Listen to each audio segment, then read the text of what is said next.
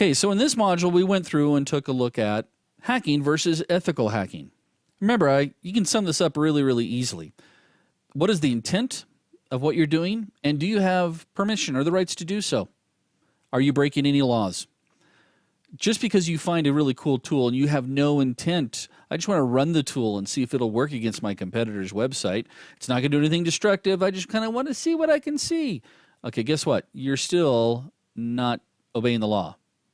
You're still doing it unethically. Also, we looked at the fundamentals of information security. Remember, this is the reason why we are securing down our environment. We want to make sure that people are who they say they are when they gain access to resources, and those are really there where they're supposed to be, and they haven't been modified. And we also want to make sure that data is available to us at all times. We also took a look at some new terms. Remember, we went and learned how to speak like a hacker.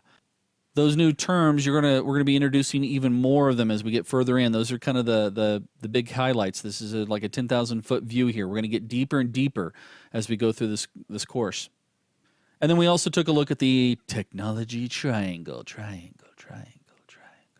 Yeah, see, that was my mysterious voice there. Again, this is the concept or the environment where everybody has to play in it. And when I mentioned before, we typically think of developers or OS manufacturers or hardware manufacturers having to balance. Guess what? You have to balance as an IT guy. Do you make it easier for people to get into resources by just saying, oh, I'm going to give the everyone group full control? Okay, that's probably not a good thing to do.